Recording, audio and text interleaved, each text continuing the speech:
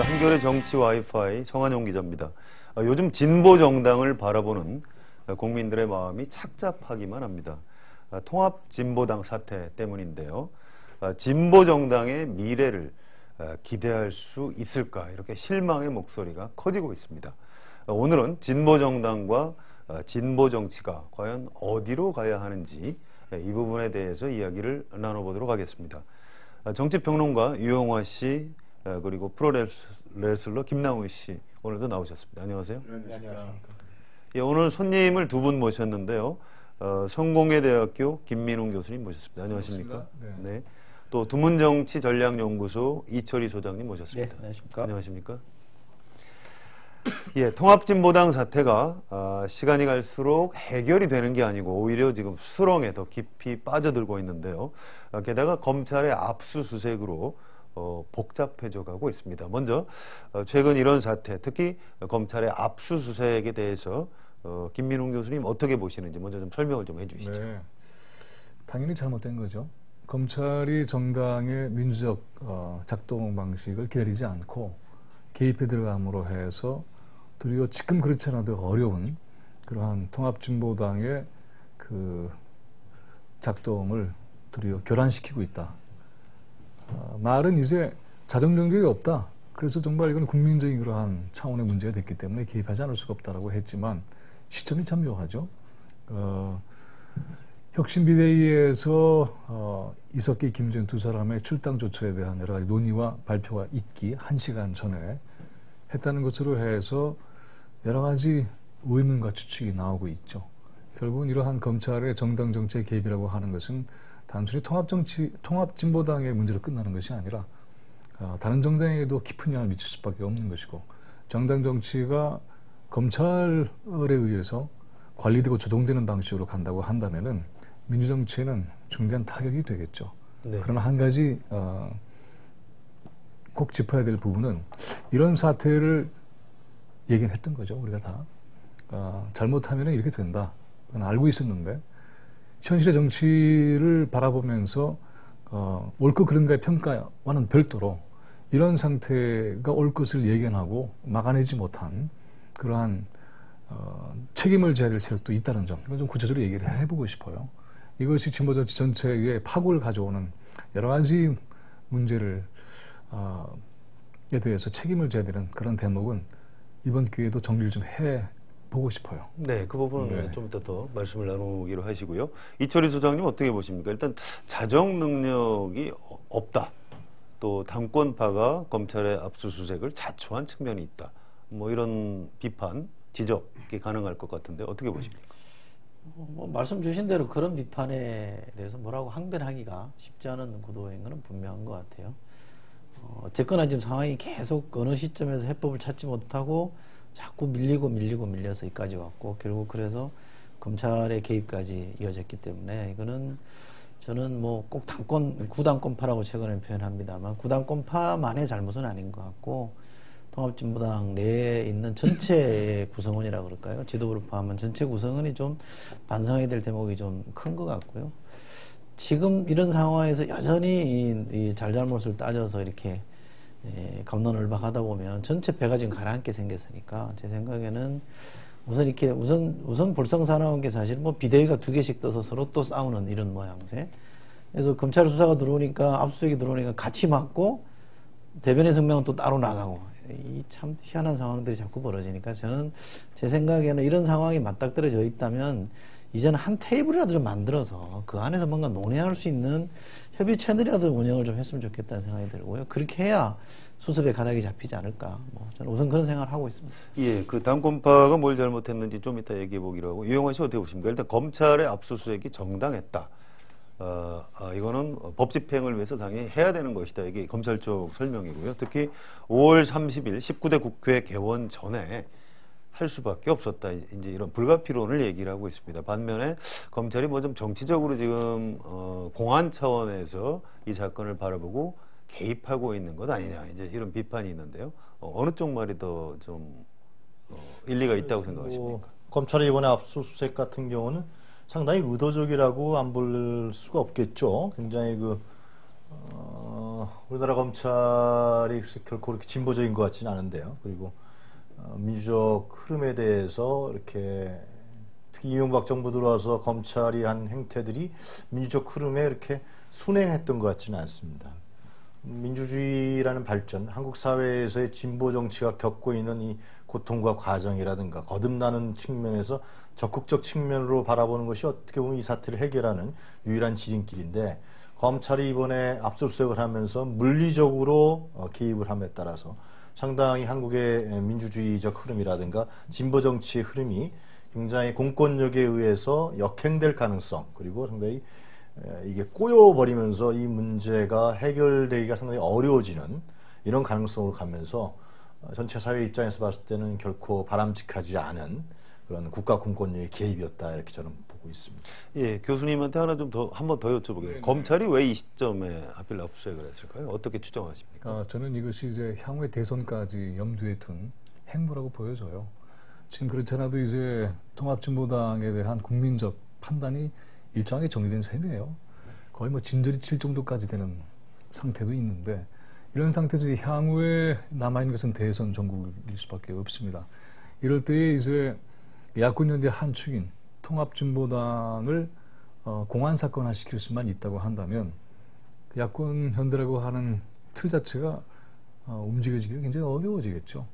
이러면서 전체의 선거 판도가 총선 이후에 구상했던 것이 야권에서는 무너지는 결과를 가져올 것이고, 이런 과정에서 대선에 결정적인 영향을 미친 하나의 위력, 이것을 입증하고 싶은 그런 의도가 깊게 깔린 것이 아닌가. 그래서 이것은 아마 몇 달 동안 두고두고 써먹을 수 있는 그러한 카드가 됐다라고 판단을 했던 것 같고요. 이 과정에서 좀 좁게 얘기한다면은 혁신비대위의 정치적 의지나 능력을 말하자면은 좌절시키는 거죠. 그런 가운데에서 이석기, 김재윤 이 두 사람의 출당 조처가 검찰의 공세 앞에서 이 두 사람을 진보정치 전체에서는 또 이 공안사건화하는 상황에서 또 보호해야 되는 그러한 정세도 만들어졌어요. 그래서 전선을 펴기가 굉장히 애매하게 만들어버리는 그런 것이 이제 대응을 복잡하게 해서 조금 전에 말씀드렸던 그런 야권 연대 구도 자체를 파괴하는 그런 의도까지 좀 내다 보여지는 그런 상황입니다. 네, 이철희 선생님 검찰 의도 관련해서 좀 보충 설명해 주실 거 없습니까? 아니, 그러니까 지금 말씀 주신 것처럼 해필이면 그날이었을까. 신기하죠. 최후 통첩을 한 시한이고 오후에 이제 출당 조치하겠다 이러면 사실은 뭐 실제로 출장 조치가 되느냐 안 되느냐는 별개의 문제, 됐다면 또 한 굽이 넘어가는 거 아닙니까? 그죠? 이게 국민이 좀 새롭게 전개됐을 텐데 그거를 못하게 막아버린 거잖아요. 그러니까 국면이 뭔가 수습 국면이 못 들어가게 더 엉켜버리게 만드는 것이고, 이거는 전선이 지금 말씀 주신 대로, 교수님 말씀 주신 대로 굉장히 복잡하게 만들어버렸어요. 그러니까 그쪽 논리에서 보면, 그 당이나 당권파 논리에서 보면 외부의 침탈이 들어왔는데 이게 지금 우리끼리 잘잘못 갖고 싸울 때냐, 이런 식의 논리는 얼마든지 가능하고, 또 자칫 잘못하면 검찰 수사를 유도한 쪽이 누구냐 가지고 또 책임 공방이 또 있을 테고, 그러면 이 문제는 상당 기간 지속될 수밖에 없는 것 같고요. 저는 검찰이 이 문제를 해결하려고 하는 게 아니라 계속 악화시켜서 지속적으로 끌고 가려고 하는 거 아닌가라는 그런 혐의를 전 지울 수 없다. 그래서 검찰도 모르고 하지는 않았을 거다. 모르고 하지는 않았을 텐데 여러 가지 고려상, 정치적 고려도 있었을 테고 여러 가지 고려상 이 건은 계속 끌고 가고 검찰이 개입하는 게 여러모로 대선 그림을 그리는데 좋겠다, 이런 판단을 한 것 같아요. 그게 검찰의 해법이죠. 그렇죠. 네. 그 김남훈 씨는 어떻게 보십니까? 이게 검찰이 뭔가 개입한 부분, 무당하게 개입한 부분이 좀 더 커 보입니까? 아니면 이 사태가 여기까지 오도록 자초한 당권파의 잘못이 좀 더 커 보입니까? 어느 쪽입니까? 기본적으로 이제 당권파가 갖고 있는 어떤 비민주성, 그다음 폭력성이 문제의 발단이 되긴 했습니다만, 아까 이제 말씀하신 것처럼 내부적인 어떤 절차를 따라서 이제 해결할 수 있는 타이밍이 있었는데, 그 시간을 앞두고서 검찰이 이렇게 밀고 들어왔다는 것은 어떻게 본다면 이 사태를 지속시키려는 의도가 있는 것으로 저도 생각을 하고 있습니다. 그러니까 뭐 이제 보면 이제 유시민 씨라 그러니까 그쪽 계열에서 본다면 이걸 어떻게 정리를 할 수 있는 그 상황이 있었는데, 이게 완전히 꼬여버려서 이제 적과 아군이 구별이 안 되는, 그야말로 이제 엄청나 이제 꼬여버린 그런 사태가 돼버린 거죠. 그러면서 여기서 또 하나 이제 일종의 그 색깔론을 뒤집어 씌울 수 있다면은 이제 대선에서 야권 연대, 특히나 이제 아무리 이명박 정권을 싫어하는 뭐 중산층이라든가 기존의 어떤 이제 보수적인 어떤 지지자분들 중에서도 이명박 정권을 싫어하는 분들이라도 색깔론 앞에서 이제 무너질 수밖에 없잖아요. 예, 그런 부분에서 또 자극시킬 수 있는 아주 참 호재를 잡았다고 생각합니다. 예. 근데 이제 압수수색을 했으면 그 다음에 이제 피의자 소환, 참고인 소환 이런 절차로 갈 테고요. 그 다음에 이제 업무방해 혐의죠. 몇 사람을 기소하겠죠. 그렇게 해서 사법 처리까지 갈 텐데 상당히 좀 시간도 지금부터 걸릴 테고요. 궁금한 게 이런 겁니다. 과연 검찰이 의도한 대로, 의도가 있다고 전제하고 의도한 대로 과연 갈 것이냐. 이렇게 또 한국 정치에서 오버하면 반드시 역풍이 분다는 말이죠. 국민들이 그냥 두고 보지는 않을 것 같은데. 자, 그런 부분에 대해서는 앞으로 어떻게 좀 전망, 전국이 앞으로 이 검찰의 통합진보당 수사와 관련해서 전국이 어떻게 될 것이다. 혹시 뭐 예측할 수 있는 팁 같은 걸 좀 주실 수 있을까요? 기본적으로 이제는 두 개의 전선이 형성된 건 분명한 것 같아요. 통합진보당 내부에서 새로운 진보를 만들어내야 하는 전선 하나가 분명하게 만들어졌고요. 그러나 진보정치 전체의 측면에서 볼 때에는 이것을 하나의 분쇄 대상으로 삼으려고 하는 공권력과의 싸움이라고 하는 게 또 하나 축으로 전개가 되겠죠. 그러면서 이것이 도리어 분열됐던 부분도 상당히 복원시키는 그러한 효력을 가져올 거라고 보여져요. 저는 이제 검찰이 좀 더 상당 기간 두고 볼 줄 알았어요. 왜냐하면 분열을 가속화시키는 것이 오히려 낫지. 개입하게 되면은 진보정치 세력이 단결할 수 있는 조건을 만들어내기 때문에. 근데 아마도 국민적 여론은 이제 거의 뭐 바닥을 쳤다라고 생각을 해서 개입한 것 같은데 이것은 사실은 통합진보당의 사태가 정치 전반에 걸쳐서 굉장히 중요한 중심하드로서 지속력을 갖게 되는 그런 기능을 만나게 된 것 같아요. 왜냐하면 민주통합당의 경선이 이제 시작됐거든요. 그래서 사실은 그래서 모든 그 관심이 그쪽으로 이동하려고 했던 찰나였어요, 사실은. 그런데 아니게 됐죠. 그래서 이것은 이 진보정치에 대한 지속적인 관심을 더 불러일으켜서 새로운 형태의 진로를 또 경로를 만들어내야 된다고 하는 어떤 국민적 힘이 형성될 수 있는 측면이 하나 있어요. 그러나 또 경계하지 않을 수가 없는 것은 검찰의 수사 대상이 되기 전에도 이미 보수 언론에서는 통합진보당과 관련해서 엄청난 색깔 공세를 취했죠. 그래서 진보정치는 곧 난장판이고 종북주의다. 바로 이제 등식을 만들어내는데 뭐 치열한 노력을 기울였는데 검찰의 손에 들어간 이후에는 또다시 새로운 형태의 기사가 말하자면 제작되는 그런 시기를 또 가지기 때문에 그런 점을 또 어떻게 또 정리해 나갈 것이냐는 게 굉장히 중요한 과제가 됐죠. 네, 앞으로 이제 검찰에서 소환하고 사법 처리하는 과정에서 어떤 정치적인 국면이 전개될지 이 부분은 좀 더 지켜봐야 될 것 같고요. 자, 그럼 과연 사태를 이제 그 공권력과의 어떤 대치 전선은 조금 더 이제 유보해 놓기로 하고요. 다음 뭐 정치 와이파이에서 한번 다시 다루기로 하겠습니다. 자, 일단 다시 통합진보당 내부 상황으로 좀 돌아와서요. 과연 당권파가 무엇을 잘못했는지 이런 부분을 좀 한번 짚어보기로 하겠습니다. 이용화 씨한테 좀 질문을 드리겠습니다. 일단 지금까지 진행 상황을 보면 이석기, 김재현 이런 분들이 자진 사퇴할 가능성이 없는 것이죠. 지금 어떻게 돼 있습니까? 이런 부분은? 뭐 거의 없다, 아예 없다라고 지금 보여지는 비춰지는 모습은 그렇죠. 지금 현재는 그러니까 분명히 공동으로 동의한 그 진상조사위원회였죠. 조준호 위원장이 무슨 뭐 비당권파라든가 다른 쪽에서 혼자서 진상조사를 한 것이 아니고요. 당시에 이정희 공동대표가 있을 상황에 진상조사단에서 조준호 위원장이 해서 그 위임을 받아서 한 것이었는데 그런 그 위임을 받은 진상조사단의 내용에 대해서 부정을 계속 한 거 아닙니까? 특히 이제 뭐 오프라인은 몰라도 온라인 쪽은 아니다. 그래서 최근에는 또 뭐 온라인까지도 이제 그런 얘기들이 자꾸만 나오는 것 같은데 일단 그 문제는 당에서 공동으로 임임을 받은 그 공동조사단에 대한 부분을 거절한 그 내용을 결과를 부인하고 더 큰 문제는 이제 그 폭력 사태가 유발됐다라는 것입니다. 이것은 이제 그 뭐 부정 선거가 있었다 없다 이런 부분들은 뭐 논란과 공박이 있을 수가 있고 다시 한번 또 예를 들면 공동으로 힘을 모아서 제대로 된 조사를 할 수 있다 이렇게 합의를 할 수 있었겠지만은 이 폭력 사태를 유발시킨 책임이 있다는 것으로 지금 짚어지고 있는데요.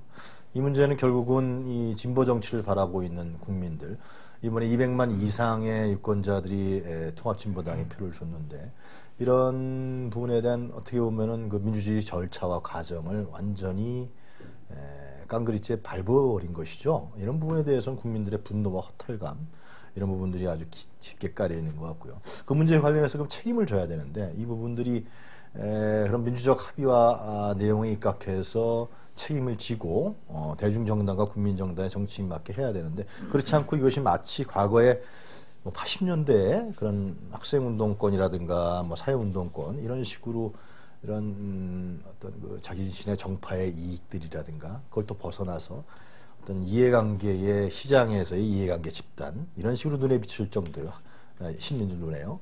이런 식으로까지 전락해버리는 아주 처참한 현실까지 지금 보여주고 있는 것 같아요. 당권파가 이제 잘못한 거는 애초에 선거 부정을 좀 주도적으로 했다. 이 부분 잘못이 있을 수 있고요. 그 다음에 수습을 하는데 좀 방해를 했다. 뭐 이런 비판을 받을 수 있고요. 그 다음에 이제 폭력 사태까지 유발시켰다. 이 세 가지 정도로 볼 수 있을 텐데요. 이철희 소장님 어떻게 보십니까? 이 당권파가 도대체 뭘 잘못한 건지 좀 정리를 해주시죠. 잘못한 거는 뭐 서로의 입장들이 있으니까요. 그렇습니다. 예. 서로가 주장하는 바가 있는데 지금 이제 말씀 주신 것처럼 지난 지도부가 합의해서 진상조사단을 꾸린 거 아니냐. 그럼 그거는 맞는 것 같아요. 근데 당권파 쪽 얘기를 들어보면 그 조사 내용, 진상조사를 한 내용에 대해서 발표 전에 이정희 대표한테 보여주지도 않았다.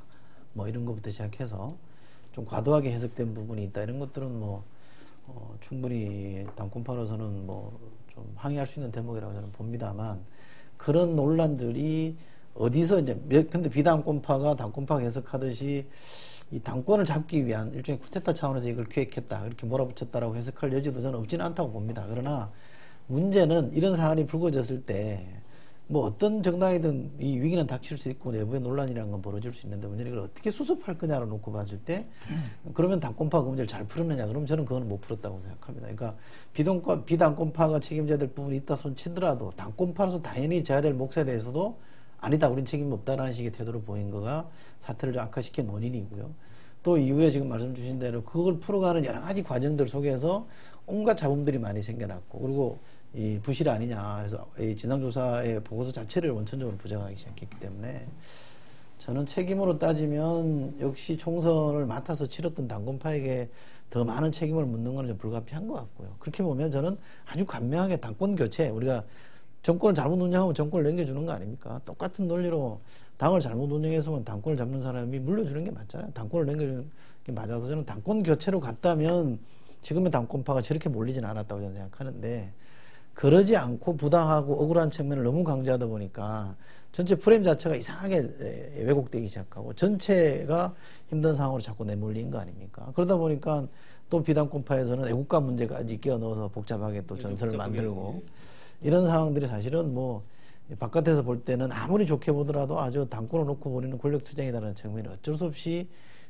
비출 수밖에 없었던 거 아닙니까? 그렇게 보면 저는 당권파가 책임지고 당권을 넘겨주는 쪽으로 간명하게 정리를 하고, 또 하나 굳이 예컨대 자신들이 배출한 비례대표제 부분에 대해서 비례대표 국회의원들에 대해서 조금 항변할 게 있다 그러면 그 부분도 논의해서 같이 풀어보자라는 식으로 얘기를 접근했더라면 지금처럼 당권파가 더 많은, 그래서 너무 막무가내 내용으로서 사태를 악화시켰다라는 비판으로부터는 좀 자유로울 수 있을 텐데 전 그러지 못했다고 보고요.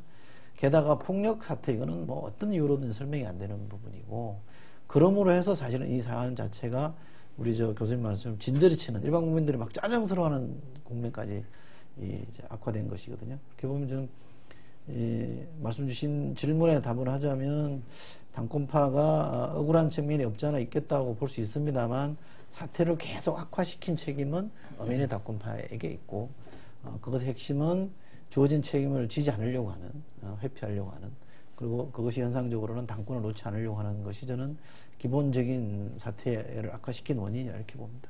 교수님 어떻게 보십니까? 이 두 분 분석이 뭐 동의하시나요? 결론을 먼저 얘기를 하고 그 상세한 얘기를 뒤에 하고 싶은데, 네네. 이게 정당 아닙니까? 그럼 이제 현실 정치를 감당하는 책임이 있는 거잖아요. 그럴 때는 이제 옳고 그름의 문제를 논리적으로 규명하고 정리하는 기능 못지않게 네네. 현실이 어떤 수를 또 어떤 선택을 하면 어떤 일이 벌어질까를 정확히 예견을 하고 그 다음에 벌어진 사태에 대해서 책임을 지는 것이 굉장히 중요해요. 그런 측면에서 보면 이른바 당권파가 지금 얻은 게 없잖아요. 그래서 잃은 것은 정당성이고 얻은 것은 쪽박이다. 이 쪽박 가지고는 구걸도 못한다. 이렇게까지 표현을 했지만은 실제로 얻은 게 하나도 없어요. 그리고 잃은 것만 있죠. 이런 상태를 만들어 버린 것에 대한 정책 책임은 당연히 질 수밖에 없는 거죠. 또 하나는 이 통합진보당은 진보 통합의 정치적 결과물이잖아요. 이제 관리 과정에서 이게 문제가 됐는데 이 진보 통합을 하는 가장 중요한 목적은 진보 정당이 소수화되지 않고 대중적 기반을 양쪽으로 확대를 해서 대중적 진보 정당이 되겠다. 이게 이제 목표였죠. 그럼 이건 뭘 뜻하느냐 하면 대중과의 관계 설정이 가장 중요하다라고 하는 인식에서 출발한 거죠. 그러면은 모든 것은 대중의 인식과 함께하는 방식으로 문제를 푸는 것이 이 정당의 정치력을 판가름하는 기준이 돼야 하는 거죠. 근데 막상 문제에 부딪히니까는 대중과 국민들의 의식은 호도됐다. 당원들의 생각이 오히려 옳다. 이렇게 해서 논리를 뒤집어 버렸어요. 그러니까는 자기 모순에 빠진 것이고 문제를 해결할 방법이 없어진 거죠. 상세한 얘기로 들어가자면 네. 진상조사 보고서에 발표를 해서 이제 시발점이 된 거 아니겠습니까? 근데 위임을 했다고 해서 결론 자체가 언제나 정당하고 절대적으로 승인해야 된다는 법은 없는 그런 거죠. 건 아니죠. 하지만 그런 과정에서는 진상조사 발표를 했을 때에 책임도 일단은 있던 것 같아요. 왜냐하면 이것이 발표가 되면은 정책 타격을 입는 사람들은 나오기 때문에 여기에 대한 정당 내 승복 시스템을 마련하고서 그 위에서 그걸 진행했어야 하는데 승복 시스템 마련하지 않았죠. 이 책임은 분명히 있었던 것 같아요. 그러나 발표를 할 때 보면 흥미로운 게 한겨레에서도 그렇고 여러 언론이 지적을 했습니다만은 이 발표 부실하다. 근데 부실하다는 게 뭐냐면은 당권파가 지적했던 부실이 아니라 이렇게 된 책임자 소재가 없네. 책임 소재가 분명하지 않죠. 그렇죠. 네. 저는 그것이 굉장히 중요한 부분이라고 봐요. 왜냐하면 진상조사를 발표했을 때에 누군가를 겨냥하지 않았다는 거죠. 네. 그런데 당권파에서는 왜 우리를 겨냥하냐 이렇게 나와버렸거든요. 그 다음에 동시에 이 문제에 대한 책임을 지는 방식도 너 나가가 아니라 우리 다 같이 책임을 지자 그랬단 말이죠. 그러니까는 이거는 당권파만을 겨냥을 해서 한 것도 아니고 너만 나가 한 것도 아닌데 자기들 스스로 왜 우리가 책임을 뒤집어 써야 돼? 라는 식으로 해서 문제 소재를 스스로 폭로해버린 꼴이 돼버렸어요. 의도치 않게. 굉장히 큰 모순이죠. 사실은 당권파가 주장했던 것들에 대한 항변이나 소명이기에는 반드시 주어져야 되는 건 마땅해요. 그런데 문제는 뭐냐 하면 그렇게 되기 위해서는 당을 정상적으로 작동시키는 게 전제입니다. 이게 무너지면 이거는 가능하지 않아요. 그러니까는 어느 것이 선차적으로 해결해야 될 것이고 어느 것이 부차적으로 해결해야 될 것인가에 대한 명확한 정치적 인식이 없었던 거죠. 이것이 당을 지금까지 이렇게 파행으로 만들어놨고 당원의 명예는 뭐 건지지도 못할 뿐만이 아니라 진보정치 전체의 명예까지 추락시킨 그 책임은 막중하죠. 네. 또 이제 최근에 이제 가장 화두가 되고 있는 게 바로 그 비례대표들의 사퇴 문제인데요. 얼마 전 그 여론조사 설문기관 모너리서치가 설문조사를 했는데 통합진보당 국회의원 당선자의 의정 활동에 대해서 63% 정도가 신뢰할 수 없다라는 결과가 나왔습니다. 아직 시작도 안 했는데요. 자, 이렇게 그 국민 언론의 이제 진보 진영 언론들까지 사퇴를 바라는 입장입니다만은 이렇게 버티는 이유가 따로 있을까요? 이렇게 계속 이분들이? 일단 논리가 억울하다. 그 진보 정치라고 하는 것은 누구도 억울하지 않게 해주고 그래서 바로 세우는 것이 옳다라는 생각은 논리적으로 타당해요. 네. 또 그건 그렇게 해야 되는 것이고. 근데 문제는 뭐냐면 지금 당사자로 표현되어 있는 분들의 억울함과 진보 정치 전체의 억울함을 비교해 보면 이것은 뭐 비교가 되지 않아요. 진보 정치 전체의 명예를 추락시키고 희생시키고 억울하게 만든 그 책임을 정리하기 위해서라도 취해야 될 태도가 있거든요. 네. 근데 그러지 않았다는 점에 대해서는 심각하게 느껴지고요.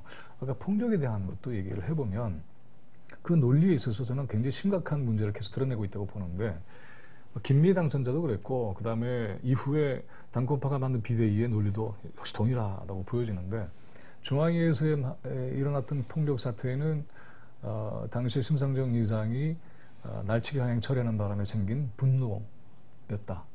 그리고 이것은 도리어 그쪽에서 유도한 측면이 크다. 이렇게 얘기했어요. 근데 그렇게 생각할 수도 있어요. 예? 그런데 중요한 것은 거기 뒤에 어떻게 정리가 되느냐 하면은 그러나 이유가 어떻든 간에 이 폭력 사태는 정말 잘못된 것입니다.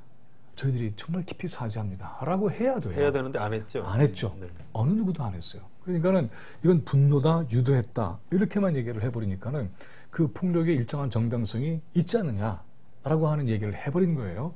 이런 식을 가지고 있는 한 물러설 길은 없는 거죠. 사실은 제가 진성조사단의 발표에 있어서 문제점을 삼았던 것은 승복 시스템과 함께 명예로운 테러를 열어주는 그러한 정치력이 있어야 하는데 그것이 없었다는 점을 지적하는 것이고, 동시에 이쪽의 문제는 그렇지 않아도 잘 하면은 국면 전환이 되고 스스로 테러를 만들 수 있는 기회가 있었는데 포기해버린 거죠. 어떻게 보면 답답함의 표현일 수도 있는데요. 그러니까 네.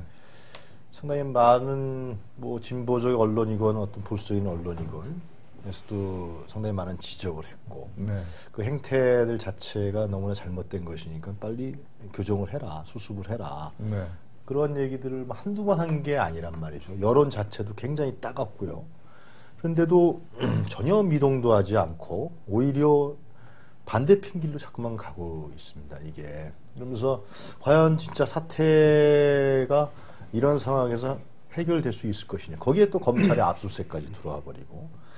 과거에 전 뭐 그런 기억까지 나는데 80년도에 그 이제 암울한 시절에 이제 그 재정파들이 운동을 많이 했었습니다. 그럴 때 제 기억으로는 그 당시 전두환 그때 어떤 그 재정파가 분열이 되면서 일망타진당하고 막 그랬던 기억이 나는데, 근데 이러한 상황까지 와 있는데도 분명히 책임을 져야 되고, 뭐 언제 거기만 져라, 그거는 뭐 여러 가지 뭐 근거가 나와야겠지만 책임질 부분이 있고 이런 사태를 악화시키는 거에 대해서는 굉장히 정치적이고 사회적이고 역사적 책임까지도 거론될 수밖에 없는 그렇죠. 상황인데도 네.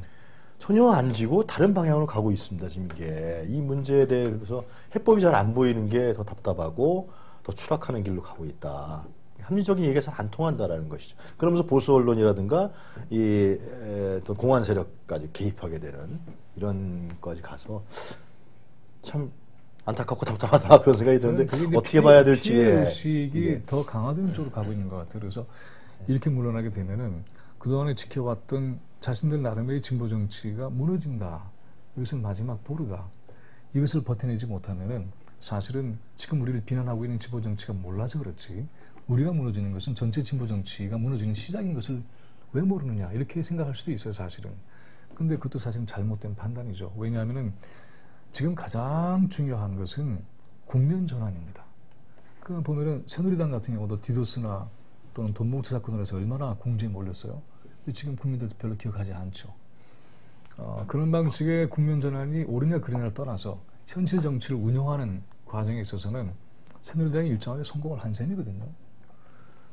그런 걸 생각해 보면은 통합진보당이 그와 같은 국면 전환의 정치력을 발휘할 수 있는 기회가 몇 번 주어졌는데 하지 않았다고 하는 것은 정당 정치를 할 능력이 없다는 것이고, 실제로 지금 국민들이 고개를 흔들고 있는 것은 진보 정치에서 내세웠던 그런 주장이나 의제나 이념이나 이런 것에 대해서 문제를 삼았던 것이 아니라 이 정도의 문제를 당내 수습할 수가 없다고 한다면 이러한 정당에는 앞으로 정당 정치 미래를 걸 수 없다. 이게 이제 핵심 아니겠어요?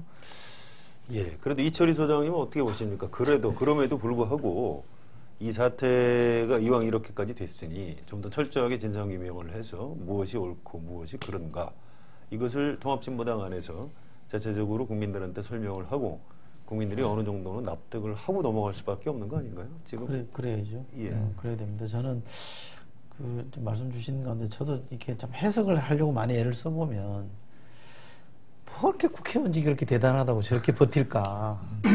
저는 사석에서 어제 술 먹으면서 그런 얘기했는데 참 독한 사람들이다. 아마 굉장히 그것을 무슨 소리냐고 할 거예요. 그렇죠. 근데 저는 참 독하다는데 이게 그 사람들, 그분들의 인성의 문제는 아닐 거다라는 생각을 하거든요. 그럼 도대체 뭘까? 그분들이 제안하는 바가 국회의원으로 들어가서 이른바 양질 전화하듯이 획기적으로 뭔가 돌파가 열려서 확 뭐가 새로운 가능성이 열리는 국면으로 진입한 거라면 이걸 이겨내는 것도 이해될 수 있을 텐데, 제가 아는 국회의원이라는 게 뭐 그렇게 새로운 신경을 개척하는 것도 아니고, 저는 도대체 계속 여전히 제가 가지고 있는 의문 중에 하나는 왜 저럴까라는 질문들이 굉장히 많이 갖고 있는데, 그래서 결국 그런 거를 이제 해소하는 방식이 이른바 이제 대중정치의 문법이 아닌 과거 혁명이나 이런 비합법 운동을 했을 때 논리들이 하나의 고정관념이나 철학이나 소신으로 굳어져서 저런 거 아닌가라는 식으로 해석할 수밖에 없는 것 같은데 그거조차도 이분들이 예컨대 지금 당권파 이석기 씨의 인터뷰한 내용을 들어보면 본인이 주도해서 국민참여당과 합당하는 거를 했을 정도로 대중정치에 대한 문제의식이 강했던 분이 지금 와서는 왜 이렇게 완강하게 버틸까 이런 문제가 있거든요. 저로서는 아직 잘 해석이 안 되는 영역입니다만 결과적으로 이제 지금 이제 질문하신 본래 질문에 돌아가면 이 문제를 검찰이 만약에 파헤쳐서 성에 차든 안 차든 파헤쳐서 문제가 백일화에 드러나든 뭐가 왜곡되든 그렇게 가버리면 통합진보당은 재기에 저는 기회를 못 잡는다고 봅니다. 그래서 어찌됐든 그 안에서 뭔가 새로운 주체들이 형성이 돼서 우리가 잘잘못한 거는 이겁니다라고 있는 그대로 명명백백 드러내고 그래서 저희는 이렇게 출발하랍니다라는 걸 보여주고 그 안에서 뭔가 희망의 씨앗을 살려가려고 해야 되는 것이지 이 안에서 누가 예컨대 당권을 잡아서 누구를 제압하고 또 6월 말에 예정돼 있는 당권 경쟁에서 또 다른 누가 당권을 잡아서 다시 평정하고 이런 식의 해법을 추구하면 지금 교수님 말씀처럼 전체가 다 지금 죽어가는 형편이잖아요. 이렇게 보면 저는 당이 조금 더 차근차근 해야 될 일은 전 주저없이 했으면 좋겠다. 너무 이렇게 머뭇대지 말고 갈 길은 가는 게 일반 국민들의 시선을 중심에 놓고 가는 해법이다. 이렇게 봅니다. 앞으로 이제 어떻게 수습할 것인가는 좀 이따 후반부에 조금 더 얘기하기로 하고요. 아직은 조금 더 뭐가 문제인지를 조금만 얘기를 더 해보는 게 좋을 것 같습니다. 일단 진보정당 내부에 여러 가지 문제가 있는데 그 중에 이제 이번에 가장 많이 얘기되고 있는 게 패권주의 문화 뭐 이런 것인데요. 이 과거에 이제 독재 정권하고 싸우다 보니까 자체 방어를 해야 되지 않겠습니까? 또 이제 우리는 옳기 때문에 어차피 독재 정권이라는 거는 공권력과 온갖 편법, 불법, 합법 모든 수단을 다 동원해서 공안머리를 해서 이른바 진보 쪽을 와해시키려고 했기 때문에 거기서 살아남기 위해서는 여러 가지 편법, 경우에 따라서는 불법, 이런 것들을 이용해서라도 우리의 옳은 가치를 지켜야 한다. 이런 이제 방어 논리가 있었을 것 같은데요. 과연 거기서 출발한 게 지금 패권주의의 뿌리가 맞는 것인지 이런 부분은 교수님 어떻게 보십니까? 그 부분이 결정적이라고 생각되지는 않아요. 왜냐하면 그런 것이 이제 진보 통합의 과정에서 질적 전환을 하지 못한 말하자면 정치적 자세에서 낙후한 측면으로 남아있는 것도 있을 거예요. 그러나 이 보면은 이번에 그 통합진보당은 여러 세력이 하나가 된 거 아니겠습니까? 그러면 어떠한 조직이든지 간에 그것은 일정한 당의 주도권을 잡고 싶어 하게 되어 있죠. 그래서 이러한 주도권을 잡는 과정이라고 하는 것이 민주적 원칙 우회에서 투명하고 공개적으로 이루어져야 하는데 이것에 대한 인식이 철저하지 못했던 점이 가장 큰 문제인 것 같아요. 네네. 근데 이 문제의 제기는 사실은 진보진영 일각에서는 구민노당과 구국민참여당이 결합해 나갈 때에 진보 정당으로서의 진보성이 많이 악화될 것이라고 해서 국민참여당의 참여를 비판적으로 봤던 분들도 꽤 있었죠. 그러나 다른 한편에서는 대중정당으로서의 위치를 찾기 위해서는 의미가 있다고 본 측면도 있고요. 그래서 문제는 국민참여당의 이른바 자유주의 세력이 논란거리가 됐었는데 이번에 문제가 된 건 전혀 그렇지 않았던 거죠. 이 문제를 제기했던 것은 바로 이 자유주의 세력이라고 문제시됐던 집단입니다. 이건 저는 굉장히 중요하다고 생각해요. 왜냐하면은 이분들은 정당의 스스로 민주적 작동에 대해서 상식으로 생각해 봤던 것 같고요. 이쪽은 그렇지 않았던 것 같아요.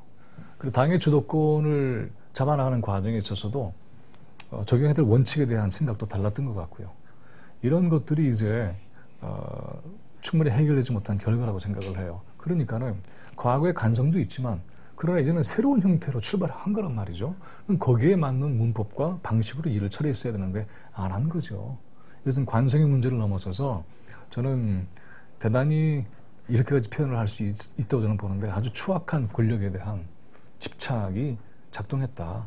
이것이 지금까지 문제를 번지게 하는데 저는 결정적인 그러한 부분이 되고 있다고 보여져요. 네. 그러니까는 저 사람이 과연 저런 모습이 아니었는데 라고 생각하는 사람들이 이번 사태에서 정말 생각지 않은 모습들을 계속 보이고 있거든요. 그래서 역시 어떤 조직이든지 간에 진보의 가치를 정치에서 실현할 때에 권력에 대한 의지나 욕망을 어떤 식으로 정리해 나갈 것이냐 하는 게 굉장히 중요하구나 하는 것을 깨닫게 한 것 같아요. 저는 약간의 종파주의, 그러니까 패권주의 요소가 저는 있다고 저는 보는데, 운동이나 과거에 이제 민주화되기 이전의 운동에 이미 씨앗이 이제 뭐 씨앗이라는 게 뭐 그런 씨앗이 아니라 운동이 지금의 사람들이 그때부터 운동을 시작해왔던 사람들이고 본인들이 원하는 사회를 그때부터 그려왔고 노력해왔던 분들이기 때문에 굉장히 반합법, 비합법 이런 공간에서 운동을 많이 하셨잖아요. 그러다 보면 당연히 다른 문화들이 이 몸에 배일 수밖에 없는 거는 뭐 불가피할 겁니다. 근데 그 관행들이나 관성들을 다 물리치고 보더라도 하나의 종파나 분파로서 존재했던 건 사실이잖아요.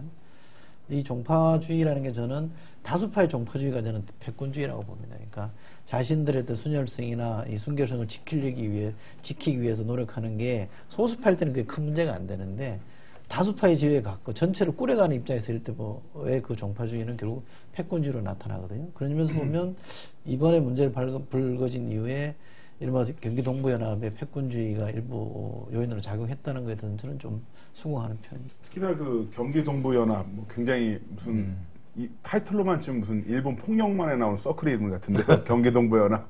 예, 그런데 유독 이 경기동부연합이 그렇게 패권주의를 보이는 어떤 다른 특별한 이유가 있습니까? 경기동부연합을 너무 악마화하는 건 좀 문제가 있다고 보고요. 그러나 경기동부연합의 그 성장사에 대해서 구체적으로 알지는 못하지만 적어도 이 점만큼은 좀 주목해 볼 필요가 있어요. 경기동부연합의 성장사의 밑바탕은 광주 대단지입니다. 서울에서 판자촌이나 달동네에서 힘겹게 살았던 사람들을 당시의 개발 정책이 삽으로 퍼내서 박정희 정권 때죠. 그렇죠. 갖다 버린 거죠. 그래서 정말 뿌리 없이 살았던 사람들의 집단이 거기 형성됐고요. 이들과 함께 삶을 생사고락이라고 얘기할 정도로 동고동락 해왔던, 그래서 그런 운동을 했던 사람들이 경기동부연합의 굉장히 중요한 주축이에요. 그러니까 이것은 말하자면은 그들 안에서 만들어진 굉장히 중요한 우정 공동체가 있었다는 점을 간과해서는 안 돼요. 우정 공동체. 그러니까 이것이 말하자면 이런 거죠. 누구도 돌보지 않고 버려진 삶 속에서 와서 함께 생활을 하고, 그리고 아이들 교육을 도와주고 취직을 도와주고, 그리고 정말 밑바닥의 삶을 이렇게 세워준 그런 사람들의 관계라고 하는 것은 끈끈할 수밖에 없어요. 그래서 그것은 긍정적인 요소가 있었다고 봅니다. 근데 이것이 이제 하나의 파벌 세력으로 형성이 돼서 전체의 방향을 그르치는 방향으로 갔기 때문에 생긴 문제가 크죠. 그러니까는 경기동부연합이라고 하는 것 자체에 대한 정치적 규정이라고 하는 게 지금은 뭐 엄청나게 그 악마화되어 버린 그러한 측면도 있지만, 그러한 것도 함께 생각을 해 나가지 않으면은 일방적인 그러한 규정이 될 수도 있다.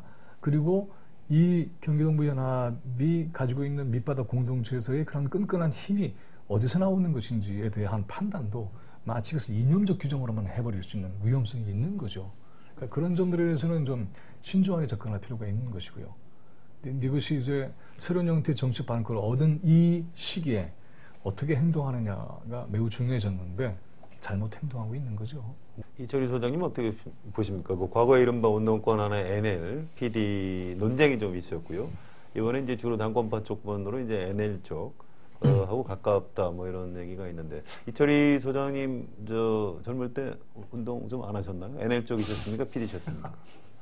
저는 뭐 이렇게 어디 입장이다라고 전제하고 얘기하면 괜히 또 편드는 것 같아서 그런데 저는 그 대학원 다닐 때 공부는 주로 이제 북한 쪽 공부를 많이 했습니다. 네. 북한의 통일론에 대해서 공부를 했는데 굳이 학생운동 했을 때 정파적 입장이 뭐냐 그러면 저는 뭐 PD에 더 가까웠던 것 같고요. 그럼 뭐 객관적으로 말씀하시는 거예요. PD인 줄 알았는데 PD. PD라고 꼭 객관적일 수는 없는 것 같아요. 아니요. 공부는 북한을 하고 네. 또 운동은 저 PD 쪽에서 했으니까. 그래서 저는 잠깐 좀 지금 경기동부연합이 이렇게 완강한 대중의 정서와 멀게끔 이렇게 완강하게 버티는 정서가 이념에서 비롯된 것일까라는 것에 대해서 저는 자신 있게 말을 못 하겠어요. 네, 아까 교수님 말씀하고 제가 일치했습니다. 읽은 뭐 주체 사상이나 학문적 차원에서 읽었던 그런 것들이 정서적으로 그렇게 나올 수는 있겠다라는 짐작은 할 수 있겠습니다만 그 왜 그런지 논리적으로 설명할 수 있는 건 좀 약한 것 같고요. 그 수령론이라는 걸 갖다 대도 좀 저는 그럴 수 있다고 봅니다. 근데 문제는 지금 이제 그 김광 교수님처럼 말씀 중에 저는 핵심이 들어있다고 보는데, 어떤 정파든 집단이 굉장히 결속력이 강해지는 거는 이념을 공유하는 것도 있습니다만 역사적 경험을 공유하는 게 굉장히 큰 부분이거든요. 이분들은 이 경기동부연합이라는 이 정치 스컬이나 집단이라는 분들은 사실은 굉장히 어려울 때부터 잘 결속해서 뭔가 만들어 왔고 사실은 그래서 분당 위기도 넘겼고 어떻게 보면 분당 위기도 넘겼고 지금 13석이라는 통합진보당을 만들어서 13석이라는 것까지 만드는 데까지 크게 결속해서 만들어 왔다라는 그 일단 성공의 경험 내지는 그 과거에 핍박받던 그런 것이 기반이 됐는 데다가 이것이 성공의 경험으로 이어지다 보니까 강한 결속력을 갖는 거다라고 저는 보고요. 따라서 역사적 경험을 공유하고 있는 게 이 사람들을 끈끈하게 만드는 요인이지 저는 이념으로 해석하기에는 제 지식으로는 좀 짧아서 그런지 잘 안 되는 것 같더라고요. 이념의 문제에서 한 번만 더 들어가 보죠. 이른바 이제 두 번째 쟁점에 이제 종북 논란이 있는데요. 저 같은 경우에 이제 일반 그 시민들한테 이런 질문을 최근에 많이 받았습니다. 우리나라에 종북주의자들이 있습니까? 없습니까? 이렇게 물어봐요. 그럼 이제 정직하게 얘기해야죠. 아마 있을 겁니다. 제가 직접 보지는 못했습니다. 근데 지금 문제가 되는 당권파가 곧 종북주의자들이라고 보시면 좀 곤란합니다. 뭐 이제 이런 정도 설명을 하고 넘어갑니다. 이제 뭐 더 자세히 설명할 수도 있지만 그럼 좀 예의가 좀 이렇게 좀 복잡해지는 측면이 있습니다. 자, 이른바 종북 논란 또 뭐 아까 그 유시민 대표가 제기했던 그 애국가를 안 부르는 문제. 자, 이런 부분이 과연 통합진보당 사태하고 어떤 관련이 있는지 이 부분을 조금만 짚어보도록 하겠습니다. 교수님 먼저 말씀해 주세요.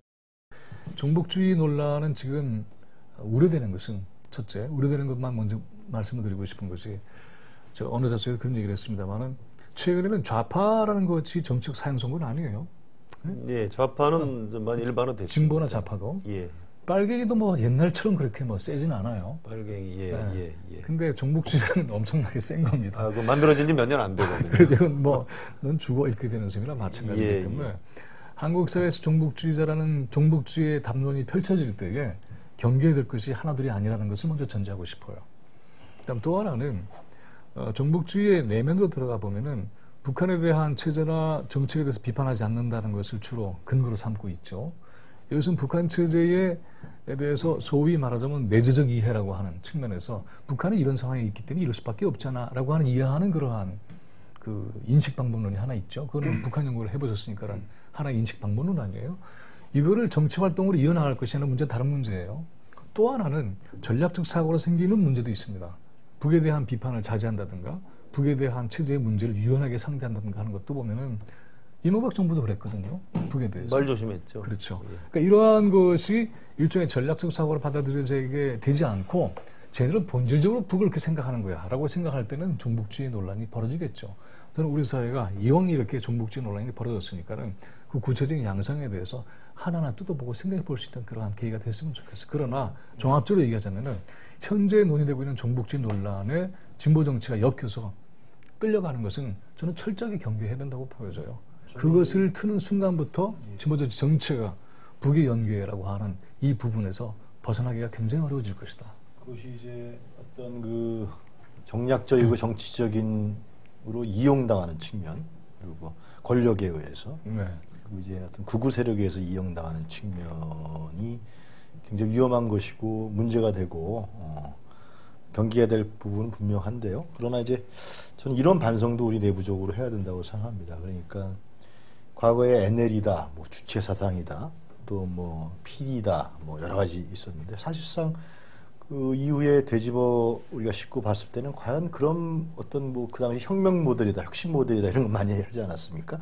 그런 부분들이 결국은 우리 자체의 남한 사회의 자체적인 동력이라든가 자생성을 근거로 했었던 그런 나온 이론들이 아니라 실제로 뭐 러시아 혁명이라든가 막스 레닌주의라든가 아니면 북한에서 김일성 집단이 자신들의 권력을 합리화시키는 유일 사상으로서 주체 사상 이런 부분들이 전혀 내부의 남한 사회의 문제점이라든가 물론 그 사회학적으로 연구하신 학자들이 많이 있습니다만 그런 부분들로 들어와서 이것이 당시 운동 모델로서 나가고 운동의 어떤 현실적인 동력으로 나갔던 것이 아니라 거꾸로 들어왔었죠. 우리가 다 이제 기억합니다만 거꾸로 이데올로기적으로 이념적으로 들어와서 이것이 마치 운동 모델로 가는 그러면서 운동권 세력들이 여러 가지 그 몸을 바쳐서 희생하고 한 측면도 있지만 이념화되고 도구화되는 그러면서 자기 자신들이 어떤 유일하다는 이러한 측면들을 그런 역사가 갖고 있는데요. 이런 부분들은 뭐 최장식 교수 여러 차례 비판하셨습니다만 자체 내부의 동력에 의한 어떤 그런 운동 세력이라든가 이런 부분이 약하다. 근데 이런 부분들이 이제까지 와서도 NL이다, PD다라고 한다는 자체가 그 당시에 80년도인데 말이죠. 굉장히 암울한 상황이었고 그런 이념으로 무장할 필요도 있었겠고 근데 지금까지도 와서도 이렇게 논란이 되고 있고 이런 부분들이 이용당하고 뭐 종북주의까지 가버리는 이런 부분들에 대해서는 진짜 지금까지 하고 있는 세력들 자체가 저는 빨리 이것을 탈피하지 않고 새로운 어떤 내용과 형식을 갖고 있지 않으면은 이것은 결코 국민들에게 설득되고 신뢰받지를 못할 것이다. 그런 생각을 합니다. 그러니까 이 문제는 보수 세력, 이른바 조중동 거기에서 빨갱이 사냥 차원에서 전국론을 제기하는 것도 문제겠지만 저는 진보 정치하는 분들 내부에서 종북론을 좀 악의적으로 제기하는 측면도 좀 반성을 해야 되지 않나 그런 생각입니다. 그러니까 2008년인가요? 민주노동당이 분열할 때 그때 사실은 종북이란 말이 처음 등장을 했는데 보수론에서 얘기한 게 아니죠. 그렇습니다. 조승수 그 당시 의원이었던 거예요. 그분이 이제 조선일보하고 인터뷰를 하면서 이제 종북이란 단어를 썼고 그 다음부터 이제 종북이란 말이 아주 유행을 하기 시작했는데 이번에도 바로 이른바 동부연합, 패권주의가 원래 주사파의 조직 문화다. 이런 식으로 설명을 한다거나 아니면 애국가를 우리 정당에서 안 부르는 것에 대해서 당원들이 물어보면 내가 참 답변하기가 좀 어렵다라고 애국가 문제를 끄집어낸 유시민 대표의 이런 발언이나 이런 부분들은 이 선거 부정 사건에서 출발한 이번 사건을 자꾸 종북론으로 해서 이념 문제로 이상하게 끌고 들어가려고 하는 그런 좀 실수를 저지르고 있는 측면은 있는 것이 아닌가 저는 그런 생각을 하고 있거든요. 어떻게 보십니까? 애국주의 문제는 정북주의보다는 국가주의 문제였던 것 같고, 네, 그렇죠. 그다음에 이제 대중정당으로서의 자세라면 이런 거는 해결해야 되지 않겠어라고 하는 아마 발언의 취지는 그쪽에 있었던 게 아닌가 싶은 생각이 드는데 네네. 맥락상 조금 어울리지 않았던 측면이 있었죠. 그리고 이제 진보지역 내에서도 정북 담론이라고 하는 것이 진보 정치 자체에 대해서 자기 파괴적인 역할을 할 수도 있다는 점에 대한 경고 아니겠습니까? 저는 전폭적으로 동의합니다. 근데 문제는 이런 거죠.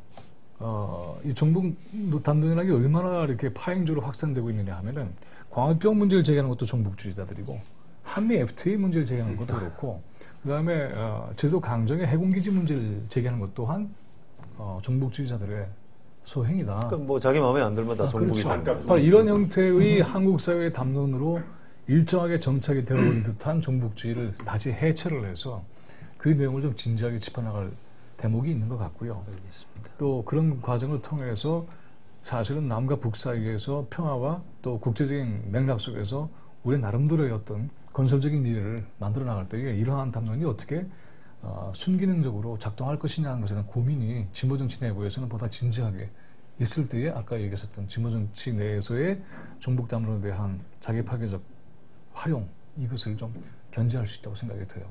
예. 자, 또 너무 깊이 들어가면 저희가 시간을 감당할 수가 없어서요.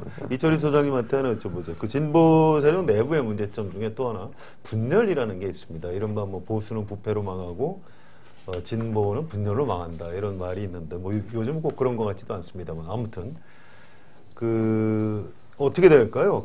출당 조치를 할 경우에 그게 이제 잘 출당을 당하더라도 의원직 신분을 유지하는 것이고요. 또 지역구 당선자들 중에 몇 분, 김선동 의원, 김미희 당선자, 또 오병윤 당선자, 또 이상규 당선자 이런 분들은 이제 이른바 구당권파니까 이분들하고 지금 비례대표 이분들하고 이렇게 합쳐서 또 하나의 당을 만들게 되면 그쪽이 한 7명 정도 되는 것 같고요. 지금 현재 통합진보당에 남는 분들이 한 6명. 그러니까 13명의 당선자가 다시 7명, 6명으로 다시 쪼개지는 역시 분열로 또 망해가는 이런 전망을 하는 분들이 좀 있습니다. 걱정 내지 전망을. 자, 이런 부분 어떻게 좀 보고 계십니까? 지금 통합진보당이 이제 분열할 거다 이렇게 보는 전망과 지금 말씀 주신 것 중에 진보는 분열로 망한다 이 명제와 저는 이렇게 곧바로 연결시키는 건 좀 무리라고 보고요. 만약에 저는 뭐 이 진보가 분열되면 망한다는 게 저는 뭐 그렇게 좋은 것은 아니라고 생각해요. 그러니까 진보라는 건 어쨌거나 차이를 인정하자, 차이를 중요시하는 쪽 아닙니까? 그렇게 보면 이 차이의 문제를 잘못 풀면 분열로 가는 거기 때문에 관성적으로나 경험적으로 보면 진보가 약간 분열을 좀 많이 했던, 좋게 빼서 분립이라고 표현할 수도 있습니다만 그랬던 건 엄연한 사실이었던 것 같지만 이번에 이 문제를 보는 거는 진보의 기본 속성이 분열 속성이 있기 때문에 이렇게 됐다 이렇게 해석하는 건 좀 무리인 것 같고요. 저는 이번에 이 통합진보당이 어떻게 해법을 찾느냐에 찾든 간에 저는 이건 분당으로 문제를 보고 싶지는 않고요. 그러니까 과거에 이 민주노동당에서 통합진보당에 떨어져 나갔던 식이 분당으로 볼 수 있는 문제는 아니고 저는 어쨌든 지금의 이제 비대위, 혁신 비대위가 출당을 하든 뭘 하든 최소한의 사람들을 이렇게 솎아내는 쪽으로 해법을 찾아야 된다고 저는 보고요. 그리고 어쨌든 다수의 과거에 우리가 뭉뚱그려서 당권파라고 봅니다만 그 전체 다수의 사람들은 선량한 사람들이고 사실 이 직접 선거 부정과 직접 관련이 없는 사람들이 대다수 아닙니까? 그죠? 그 사람들을 이렇게 딱 삭둑 잘라내서 다 나가라는 식으로 몰아내는 거는 저는 좋은 해법이 아닌 것 같고 옳지 않다. 분당으로 몰아가면 안 되는 것 같고요. 그래서 예, 저는 선거 부정이라는 그러니까 민주적 절차를 훼손한 부분에 대해서는 엄정 책임을 물어서 그 사람들에 대해서는 뭐 제명을 하든 출당을 하든 해야 되겠습니다만 나머지 부분들에 대해서까지 그렇게 하는 거는 지금의 당권파가 그렇게 해서는 안 된다고 저는 생각하고요. 또 동부연합이라도 구당권파들도 에이 안 되겠다 이번에 우리도 나가야 되겠다 이렇게 스스로 행보를 잡는 것도 저는 굉장히 위험하다고 봅니다. 만약에 지금의 당권파, 구당권파들이 나가서 따로 당을 만든다고 한들 그 당이 얼마나 세월이 많이 지나야 이 원래의 이 취지나 이런 걸 살려내겠습니까? 지금의 싸늘한 일반 국민의 여론을 생각해보면 저는 상당 기간은 엄동설한 허불판에서 추위에 떨어야 될 거라고 보거든요. 그렇다 보면 같은 울타리 안에서 어쨌든 해법을 찾아서 가는 게 전 답이고요. 이거를 분당으로 몰고 가는 거는 구당권파든 신당권파들은 그렇게 풀면 안 된다고 저는 생각합니다. 네, 지금 이철희 소장님 말씀하신 건 당이론인 것 같고요. 네. 교수님이 현실적으로 어떻게 보십니까? 그 비례대표 세 사람 가운데 한 사람 사퇴를 했고 네네. 두 사람이 남았잖아요. 네네. 우리 국민들은 보통 생각할 때 이게 두 사람으로 생각을 하지만 당권파 입장에서 볼 때는 세 자리가 다르게 채워지는 겁니다. 아, 네. 그러면 이제 7명 대 6명이 아니라 4명 대 그다음에 9명이 될 수도 있어요. 아, 네. 당선자의 역관계가. 그러니까는 사실은 당권파 입장에서 볼 때는 이 세 자리라고 하는 것이 한 사람 한 사람의 진퇴를 결정하는 문제가 아니라 자신의 세력 전체 판도를 바꿀 수 있는 굉장히 결정적 비중을 가질 수 있죠. 그런 점에서 이 문제를 출당이라든가 이런 방식으로 해결하기가 그렇게 어려운 난점이 있는 겁니다. 사실. 네네. 아, 현실적으로 어렵다. 네. 어렵죠. 그럼에도 불구하고 저는 혁신 비대위가 이 문제에 대해서 출당 선언을 명백하게 해야 된다고 보여져요. 출당 조처를 해야 된다. 네, 근데 출당 조처가 구체적으로 될 수 있을지 없을지는 모르겠어요. 왜냐하면 당적을 옮겨버렸기 때문에 아, 예. 그 과정에서 복잡한 심의 과정이 또한 앞으로 기다리고 있잖아요. 네네. 그러나 출당 선언 자체로서 이 문제에 대한 국민전환에 일정한 기여를 저는 할 수 있다고 보여져요. 그리고 이것에 대한 국민적 압박과 지지라고 하는 것이 형성되면은 이걸 통해서 혁신 비대위가 제자리를 찾아가는 과정이 있어질 것으로 보게 됩니다. 네. 난점 하나 있어요. 왜냐하면 국회가 개헌을 하게 되면은 원내를 중심으로 해서 당이 돌아갈 수밖에 없는 그러한 상황이 있기 때문에 그렇죠. 이제 그것을 앞으로 어떻게 조정할 것이냐에 대한 과제도 남아 있죠. 그런 측면에서는 6월에 국회가 개헌을 하면은 제가 최근에 계속 주장하고 있는 바입니다만은 최소한 한 달 동안은 통합진보당은 등원해서는 안 된다고 봐요. 그래서 지금부터 저는 이 문제를 깨끗이 풀고 등원하기를 바라는데 안 됐으니까 이걸 해결하지 않은 채 등원을 하게 되면은 저는 통합진보당의 미래가 별로 없다고 보여져요. 어정쩡한 상태에서 가버리게 되는 거죠. 그래서 최소한 한 달 동안 이 부분에 대한 정책 자정 노력을 기울이고 당의 작동을 정상화시키고 네. 동시에 옛 당권파가 주장했던 여러 가지 항변의 소지를 당 내부에서 정치적으로 법적으로 정리해주는 그런 장치도 마련해주고 이러면서 이것이 하나의 새로운 형태의 쇄신과 또한 화합과 재창당이라고 하는 절차를 밟아 나갈 수 있도록 그림을 그려주는 것 이게 이제 해법인 것 같아요. 그러나 1차적으로는 두 사람의 출당 조처가 매우 중요한 국면 전환의 시발점이 되겠죠. 그런데 아까도 얘기 드렸던 바와 마찬가지로 이 이후에 두 사람의 억울하고 또한 의도치 않았던 명예훼손이 있는 것이 밝혀지면은 반드시 복원하고 네네. 정치적으로 법적으로 정리를 해줘야죠. 자, 이 부분 어차피 이제 앞으로 어떻게 수습해 나갈 것인가. 이제 조금 뭐 너무 자세히 얘기하면 틀릴 가능성이 높을 겁니다. 이게 정치 상황이라는 게 워낙 유동적이기 틀려도 때문에. 괜찮죠. 예, 예. 그래서 이제 염원을 좀 담아서 김남훈 씨는 어떻게 보세요? 앞으로 통합진보당이 이 문제를 어떻게 수습을 해나갔으면 좋겠다 이런 바람 같은 게 좀 있으실 것 같은데. 글쎄요, 저야 뭐 이제 일반적인 시민의 입장에서 보자면은 그게 가장 중요하죠. 네, 사실 가장 놀라웠던 것은 그 인터넷과 언론을 통해서 생중계되고 있는 상황에서 폭력 사태가 일어났다는 예. 점이죠.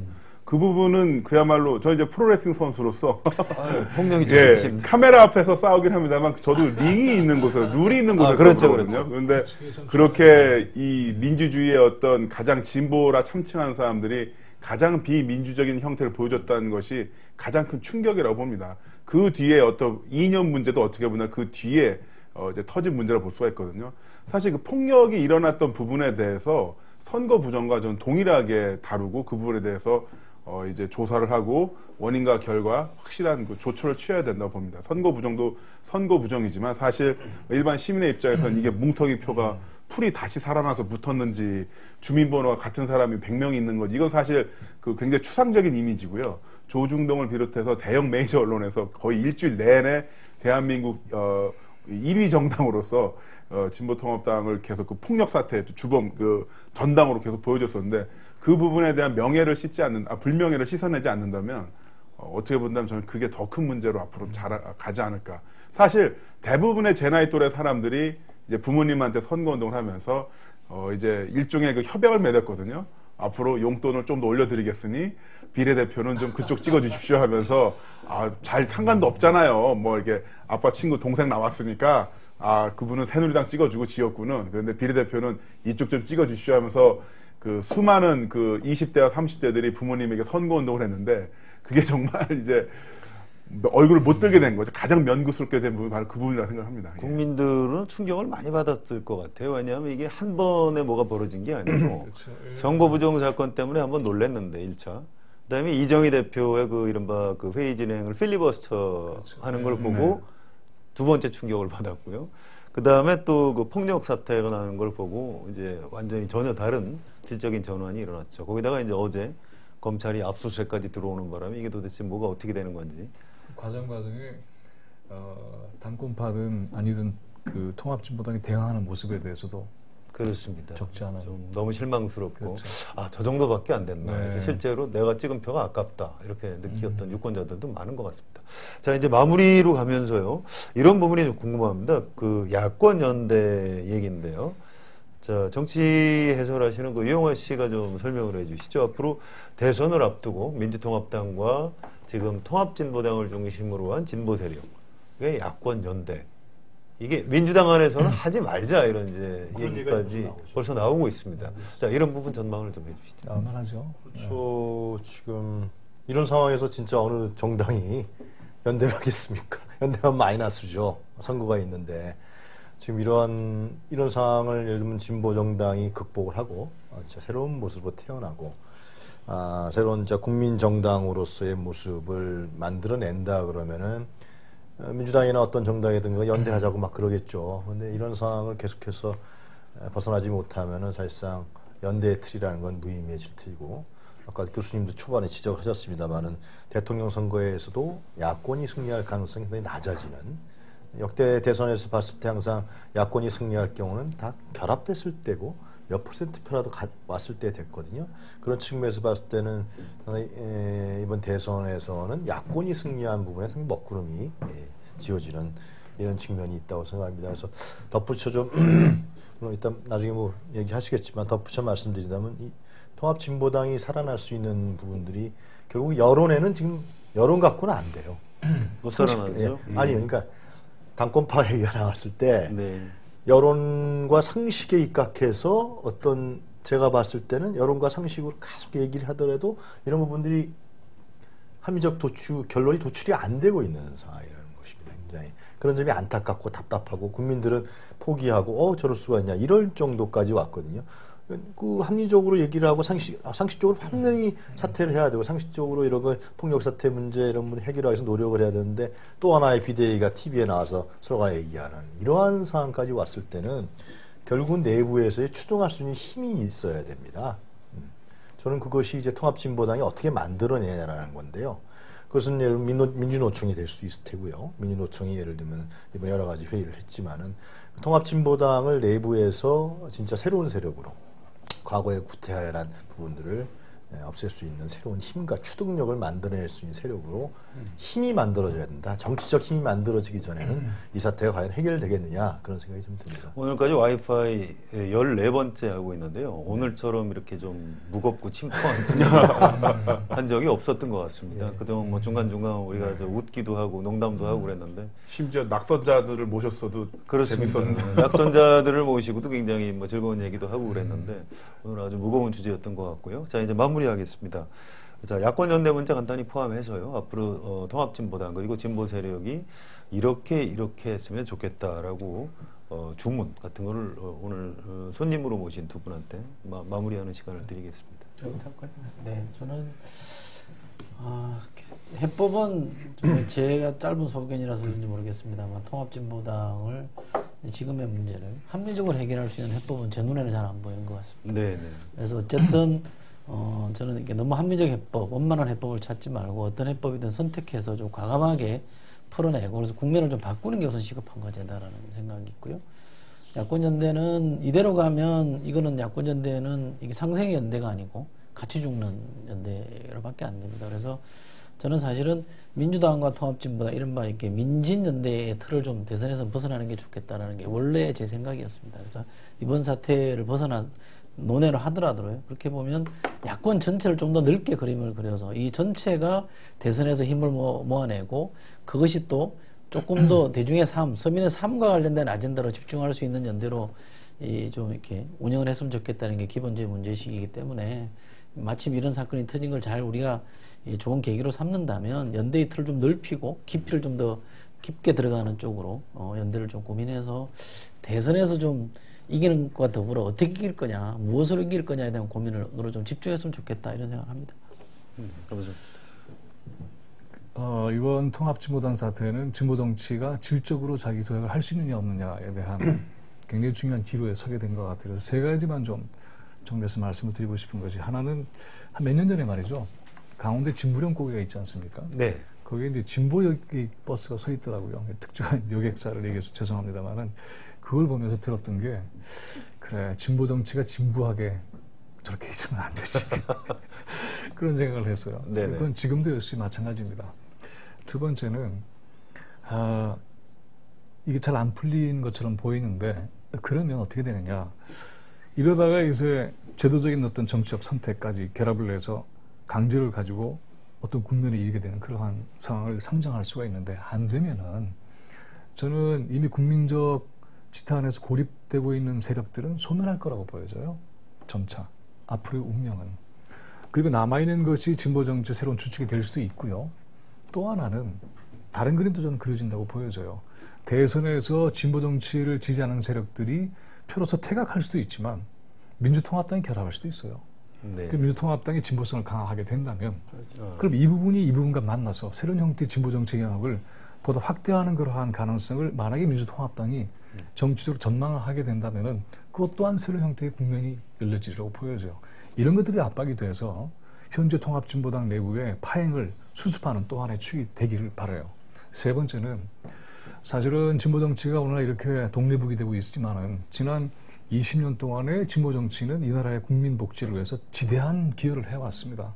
현재 새누리당과 민주통합당에서 채택하고 있는 모든 복지와 관련된 진보정책은 과거에 민주당이 제가 그쪽에서 아이디어가 더 나왔지. 그렇죠. 굉장히 중요한 기여를 해왔고 지금도 국민들이 그 혜택을 입고 있습니다. 이건 뭘 뜻하느냐 하면은 통합진보당 사태가 진보정치의 가치를 묵살해도 좋다는 건 절대로 아니고 도리어 절박해진 상황 아니겠습니까? 프랑스도 신자유주의 세계화합에서 좌파 정부를 선택한 것처럼 우리 사회도 다르지 않아요.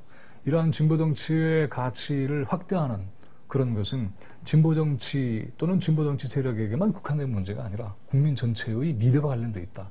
이런 차원에서 이번 사태를 저는 국민 여러분 모두가 애정을 가지고 또 자기 자신을 위해서라도 함께 얘기하고 질책하고 새로운 미래를 도모하는 일에 좀 힘을 보태주시면은 그것이 바로 새로운 국면을 여는 굉장히 중요한 출발점이 아니겠는가 이런 기대를 해보게 됩니다. 네, 오늘 두 분 외부 손님 모셔서 공부를 좀 굉장히 평소보다는 많이 한 것 같습니다. 자, 김남근 씨, 우리 협찬 들어온 거 있죠? 고지해 주시겠습니까? 네, 그렇습니다. 살아가는 힘이 되는 책 흐름 출판사에서 도움을 주셨는데요. 앞으로 10년 돈의 배반이 시작된다. 이 책은 세계에서 가장 많이 팔린 재테크 책이죠. 부자 아빠 가난한 아빠를 쓴 로버트 키요사키의 그 작품입니다. 저자는 이제 세계 위기의 2막이 시작된다고 경고하면서 이 위기에 어떻게 대응해야 하는가를 제시하고 있는데요. 좋은 내용이니 읽어보시기 바라고요. 저희 프로그램에 도움을 주신 흐름출판에 감사드립니다. 네, 지금까지 진보정치 그리고 진보정당 어디로 가야 하나에 대해서 이야기를 나눠봤습니다. 오늘 나와주신 김민웅 교수님, 이철희 소장님 감사합니다. 네, 그리고 함께해 주신 유영화 씨, 김남훈 씨 감사합니다. 예, 보수가 지키는 것이다 이렇게 표현할 수 있다면 진보는 앞으로 나아가는 것입니다. 진보하지 않는 사회는 부패하고 비대해지다가 무너질 수밖에 없는 것이죠. 진보가 없으면 그 공동체는 망하게 되는 것입니다. 21세기 대한민국 위기를 맞은 진보정당이 다시 설 수 있기를 간절히 바라면서 오늘 한겨레 정치 와이파이 여기서 마치겠습니다. 감사합니다.